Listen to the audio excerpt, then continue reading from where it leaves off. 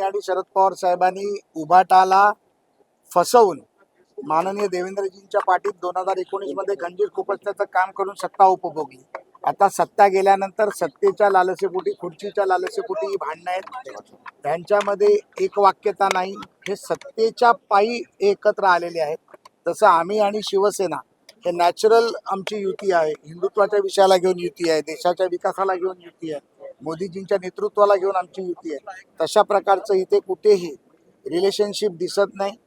ही hate लवची relationship यांची आहे आणि ही अजून पुढे जाऊन जसा महापालिकेच्या निवडणुका पुढे येतील तेव्हा यामधला बेबनाव अजून तुम्हाला दिसायला लागेल. रोहित पवारने असे आरोप केले का महाराष्ट्र एक नंबरला आहे क्राईम रेटमध्ये.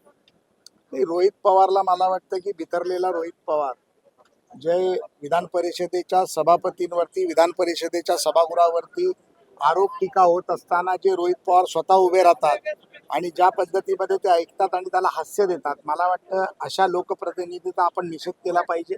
रोहित पवारांना नीतिमत्ता त्यांनी सोडलेली आहे. त्यांना स्वतःच्या पक्षामध्ये स्वतःचं स्थान नाही. अशा रोहित पवारांवरती बोलणं मला वाटतं की योग्य नाही. रोहित पवार असंही बोलतोय की मिठी नदीच्या बाबतीत मी सातत्याने 4 वर्ष पाठपुरावा घेतोय. या 4 वर्षाच्या पाठपुराव्यामध्ये मी ईडीला काही कागदपत्र दिले, काही कागदपत्र SITला दिले, ज्यामध्ये जवळजवळ 16 आरोपी पूर्वी पकडले होते. मागच्या 15 दिवसापूर्वी माझी एक स्टेटमेंट झाली, ज्याच्यामध्ये मी 303 पानाची स्टेटमेंट मी सबमिट केली.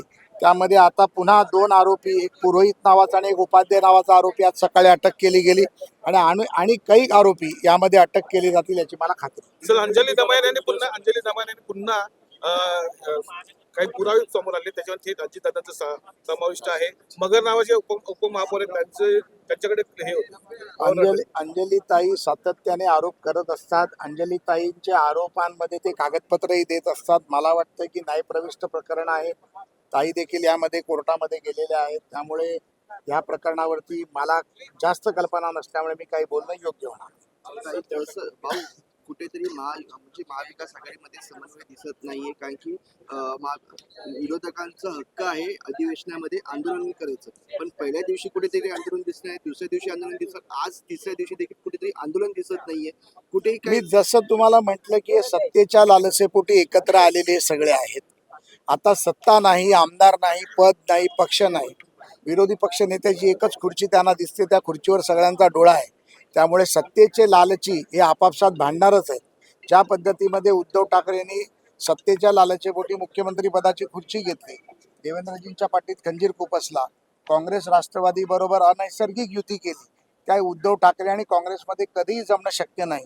आणि युती करण्यासाठी समन्वय लागतो, युती करण्यासाठी विचार लागतात, युती करण्यासाठी भूमिका लागते. या तिन्ही गोष्टी या तिघांकडेही नाही. माणसं येत असल्यामुळे हे वाद होत आहे कुठेतरी. ते बघा, कोणी कोणाबरोबर जावं, कोणी कोणाबरोबर यावं, त्यांचा वैयक्तिक प्रश्न आहे. आम्ही आमच्या पक्षाबद्दल बोलू. महायुतीचा समन्वयक म्हणून आमची युती भक्कम आहे. येणाऱ्या महापालिका निवडणुकीत आम्ही सर्व एकत्र लढणार आहोत, ताकदीने लढणार आहोत आणि यांचा सुपडा साफ केल्याशिवाय आम्ही गप्प बसणार नाही. मुंबई महापालिकेवरती तसंच जेवढ्या मोठ्या महापालिका आहेत, ठाणे असेल, कल्याण डोंबिवली असेल, पनवेल असेल, नवी मुंबई असेल, पुणा असेल, पिंपरी चिंचवड असेल, नागपूर असेल, संभाजीनगर असेल, या सर्ववरती महायुतीचाच महापौर बसलेला आपल्याला पाहायला मिळेल. धन्यवाद. विभागाचा एक व्हिडिओ समोर येताना पाहायला मिळते. 2 दिवस संदीप देशपांडे त्यांनी व्हिडिओ समोर आणलेला आहे. यामध्ये पैशांचे बटन दिसत आहे. विरोधक म्हणत आहेत की इतके पैशांचे बटन संदीप देशपांडेंना मला कदाचित विचारावं लागेल की त्यांचे पैशाचे बंडल कुठून येतात. याचे देखील व्हिडिओ आमच्याकडे आहेत. आम्हाला ते कधीतरी पुढे काढावे लागतील. आरोप करणं फार सोपे असतं, मॉपिंग करणं फार सोपं असतं. त्याचा सत्यतेचा पुरावा त्यांनी द्यावा आणि त्यानंतर त्यांनी बोला. अशा पद्धतीने संदीप देशपांडे म्हणतात की त्यांचे व्हिडिओ, त्यांचे पैसे कुठून येतात ते दाखवावं लागेल. मात्र आता हे अधिकारी आहेत PWD विभागाचे, यांच्यावरती चौकशी होण्याची मागणी तुम्ही करणार आहात? नाही, निश्चितपणे जर कोणी चुकीचं केलं असेल तर त्याची मागणी करणारच. त्याच्यावर चौकशी झालीच पाहिजे, त्यांना त्याची शिक्षा मिळालीच पाहिजे. हे देवाभाऊचं सरकार आहे. कुठल्याही चुकीच्या गोष्टीला आम्ही पाठिंबा देणार नाही आणि चुकीला माफी नाही. दुर्दैवी घटना घडलेली आहे. आई वडिलांनीच आपल्या मुलांना विकलेली घटना घडली. अतिशय दुर्दैवी गोष्ट आहे. आपल्या माध्यमातून आता मला कळल्यानंतर मला देखील या गोष्टी सेकंदासाठी वाईट वाटलं. आपल्याच आई वडिलांनी, पालकांनी आपल्या मुलांना विकावं याच्यापेक्षा दुर्दैवी काही असू शकत नाही. परंतु ही गोष्ट त्यांनी का केली याचा देखील आपण शहानिशहाने विचार करायला पाहिजे आणि त्या माध्यमातून याची चौकशी होऊन जनतेसमोर ते सत्य आणलं पाहिजे. धन्यवाद.